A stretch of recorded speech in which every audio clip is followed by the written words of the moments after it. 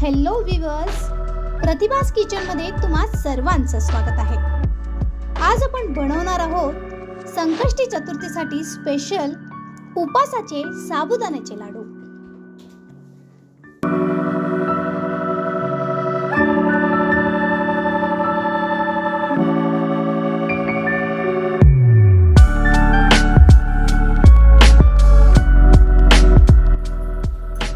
उपवासाचे साबुदाण्याचे लाडू. 1.5 वाटी साबुदाणा फ्राय करून घ्यायचा. मिक्सरमध्ये ग्राइंड करून घ्यायचं.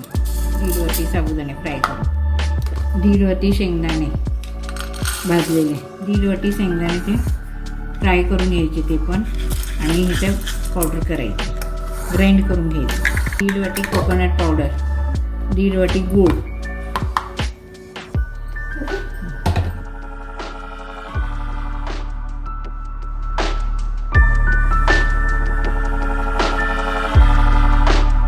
हे 1.5 वाटी ह्या साबुदाण्याच्या ह्याच्या पावडरमध्ये घालायची. गूळ. 1.5 वाटी कोकोनट पावडर. शेंगदाण्याची पावडर अशी व्हायला पाहिजे.